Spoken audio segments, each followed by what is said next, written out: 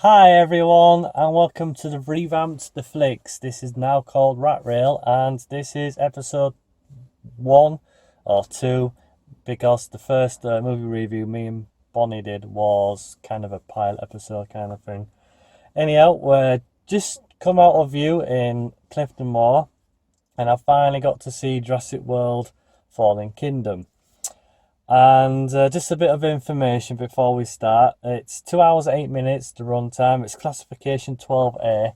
So there's scary scenes, a little bit of violence, but in terms of gore and blood, there's very, very, very little. So don't worry about that. And Chris Platt returns as Owen Grady, and Joyous Dallas Howard, I think I got her name right, returns as Claire Dearling, and Jeff Goldblum returns as Dr. Ian Malcolm, but he's in just 2 scenes, and that's it. It's like, why bother being there? BD Wong returns as Dr. Wu.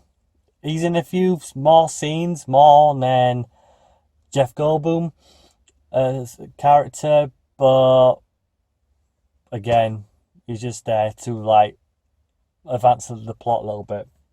And no one else from the first film is in the Jurassic World is in this one. Like that Grady character, that like guy who had the Jurassic Park T-shirt on, he's not in this one.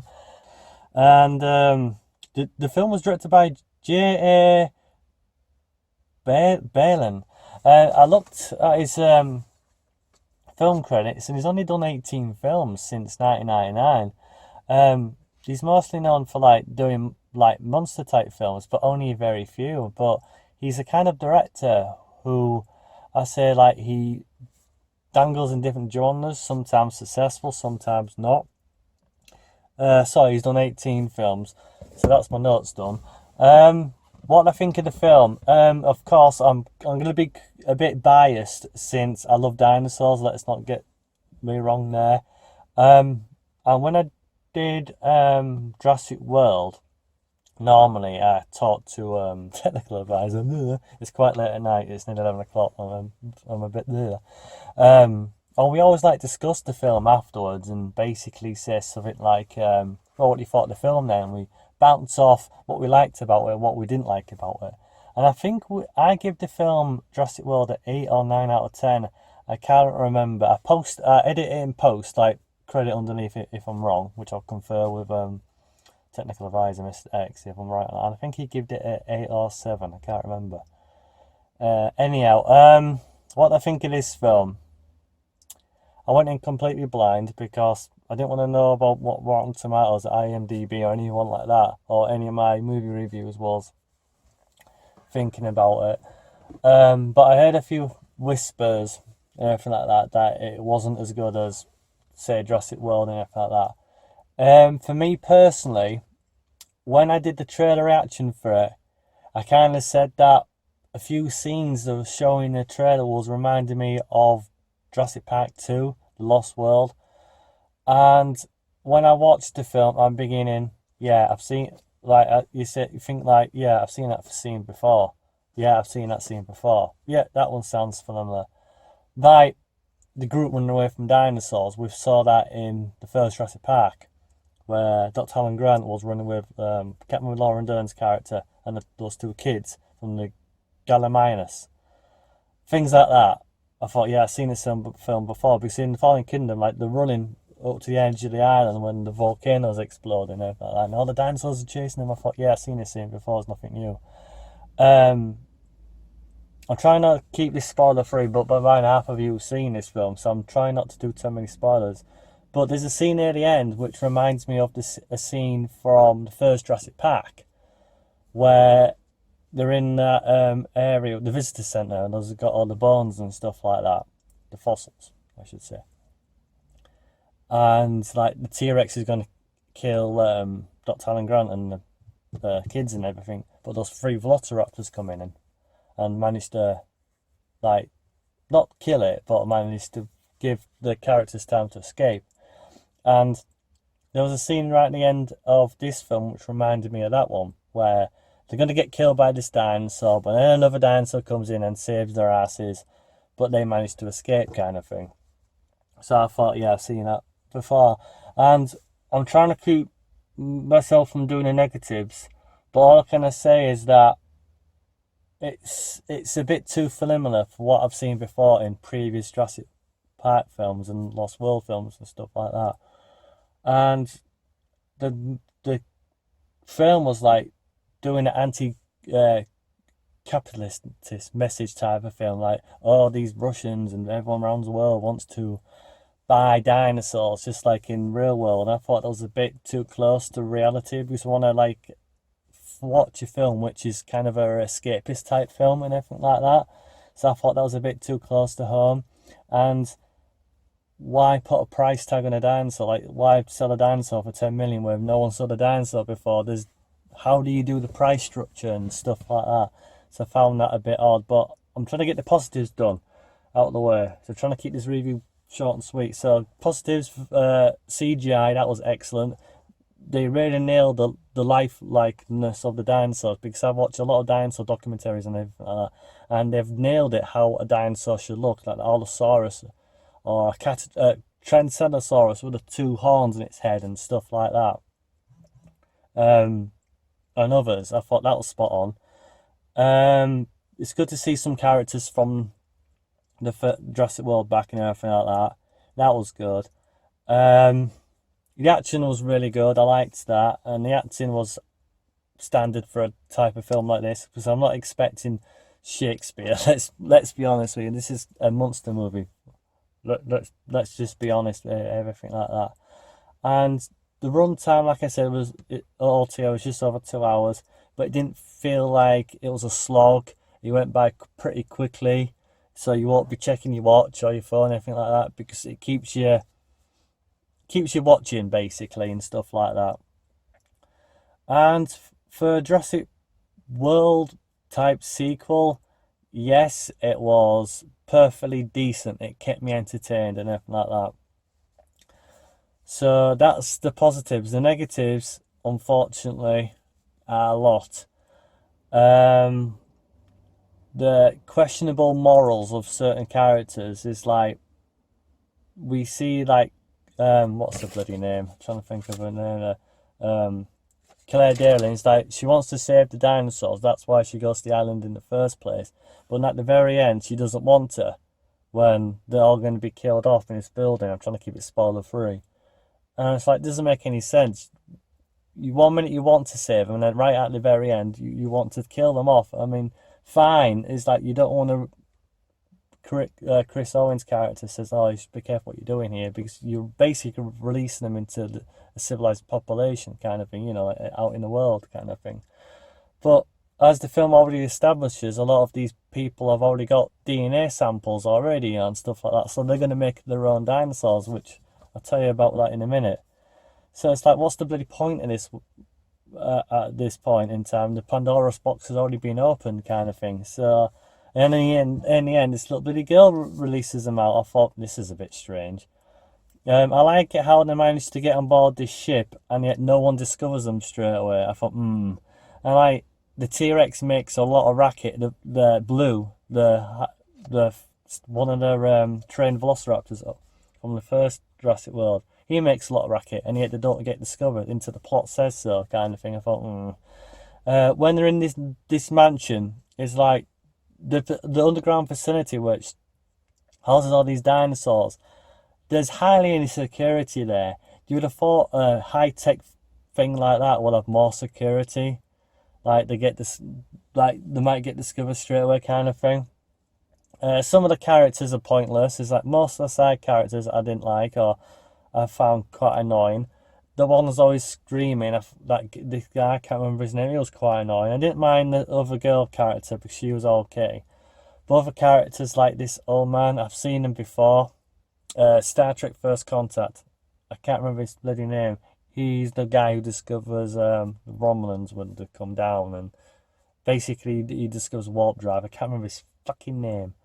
Anyhow, it's like, we don't know much about him apart from he used to be business partner with Richard Hammond. I think I got his name right, yeah. From like the first Jurassic Park kind of thing. But we don't know much else about him. apart from he's got a granddaughter, but he hasn't got a granddaughter because, spoiler alert, she's a clone of a girl who used to be his granddaughter, but she died, so they brought her back to life as a clone kind of thing. And it's like, oh, okay, we'll go down this road, are we? And what else? The first half of the film, for me, was excellent. I can't fault it, especially when they're on the island, they're trying to get the dinosaurs to safety, but oh no, they're being betrayed by the people who they thought were saving them. Yeah, I've seen this before, mate, in Bloody Lost World, duh, no surprises there. And like, to see the Branchosaurus, whatever it was really called, for the first time, but I've seen that scene before in the Jurassic Park. They try and like play homage to it, but we've seen this all before. It's like, There was one part which really made me cry. Nearly. That part where they got on the ship and they look back on the island and we see one lone Branchosaurus on like the end of the pier kind of thing and it gets engulfed. And that made me nearly cry because I thought, yeah, you got me there, movie. You're going to get a kicking for that. You got me. Kind of thing. And now we get to the second part of the film where they go to the mansion. Sorry, the battery in the car just gone out, but it doesn't matter. This Mr. X is on the case, good lad. They get to the mansion part, and for me, that's when the film takes a nosedive, for me personally, because then it's like become just in one location kind of thing. And that's when the film started to lose a little bit of interest for me, I'm afraid to say. To summarise, first half, excellent. But as soon as I get to the mansion, that's when my interest dives a little bit. I thought, oh, really? Kind of thing. I liked the new hybrid though. I can't remember its name, but I say it's smaller than Indominus Rex from the first Lost Jurassic World, but it's more stronger because it gets 5 tranquilizer darts. It got blasts in the face. Even Blue takes a go at it, and it still comes back for more. But it shows how intelligent it is because near the very end, it looks like he's gonna fall through the conservatory type thing and into this room with all the fossils in. And you can see him like work it out. Oh no, I'm not gonna do this. But he gets controlled. This is how they control it. By this like laser type thing where you pinpoint it with laser and it's like then you press this button, it makes this sound, and that's how the hybrid attacks. Because shock of shock, they're gonna train this for military purposes. And I thought they tried this before with the Dominus Rex and it failed, so why do it again? Obviously it's going to fail again. History has known that you cannot train creatures for military purposes because it just doesn't work. Especially with this one. Because even if it was successful, it's going to get taken out. Let's be honest, in an open field, they'd be able to bombard it with all sorts and be dead. So, like making dinosaurs for military purposes doesn't work. Let's be honest with you. It failed the first time, why the hell are you doing it again? So I thought that was pretty stupid. Well, anyhow, so they use a laser tag. It goes through, or you think it's going to go through, but manages to crawl back up with its claws. And then I saw this coming a mile off. Blue comes in, knocks it down with him. I thought, oh no, don't let Blue die. I like Blue, but no, the new hybrid gets impaled instead on these 2 horns, I think from a Triceratops fossil. So that's that dead. And everything like that. And I didn't like Ian Malcolm's camera roll in this because it was a camera roll. He wasn't really in the film much. He was in 2 scenes, basically telling governments of the world that we shouldn't let dinosaurs live because sooner or later people are going to get their hands on all the samples and all the DNA, everything like that, and then they're going to make their own, and it's going to snowball out of control, and before you know it, they don't know what they're going to do with it. And of course history has shown us that you can't control nature. And this is the part I'm getting to. At the end, all the dinosaurs escape, ones which survive from the island. They're in the outside world now, basically, and the film's showing us that everyone has now got their hands on DNA, everything like that, so they're going to make their own dinosaurs, and it's going to spill out of control, basically. Everyone want a piece of the pie, basically. It was going to get out of hand, and before you know it, dinosaurs are going to roam the world. They're going to take over because the film's literally punching you in the face. Look, this is going to happen. Look. especially right at the end, because there's an after credit scene where it shows like the pterodactyls. I think in Las Vegas. It's like, yeah, this is already happening. Dinosaurs are slowly taking over. And there was a scene before that where you see some dinosaurs in the wild and a T-Rex goes into the zoo and roars at a lion, or a lion rolls back and thought, yeah, mate, you're not going to win this. You're going to get a kicking kind of thing. So it's already happening. And then you see convoys going all around the world to the people who bought the stuff and everything like that. They're going to start creating their own dinosaurs. And it's like, yep. And that's exactly what the third film is going to be. It's going to be like a post-apocalyptic film where things have gotten out of control. Dinosaurs rule the earth. It's in ruins, and now we're the endangered species. So I saw that coming a mile off. I will leave on one thing before I do the overall rating. Is that 1 minute they said that this new trilogy, because it is going to be a new trilogy, isn't based on the first two sequels. It's like it's set 20 years after Jurassic Park, but they said that Jurassic Park The Lost World and Jurassic Park 3 don't exist. And now they're saying they do. Because they said, oh yeah, The Lost World and Jurassic Park 3 did exist in the timeline. I thought, well, we'll make your effing minds up. Is it or isn't it? Oh, bloody hell. It's like that. Oh, can't you make up your mind? So, here comes the rating. I think it's still better than The Lost World Jurassic Park 3 put together, hands down. Is it as good as Jurassic Park? No, the original, because the original will always be the best, in my personal opinion. Is it as good as Jurassic World, though? I'm going to say no, it's not. I'm going to give the film a 7 out of 10, which is my rating good. So, but it's not as good as the first Jurassic World, I'm afraid. Just a lot of things about it I liked, but a hell of a lot more I didn't like. So that's it. So I'm going to go now. So I hope you enjoyed this review.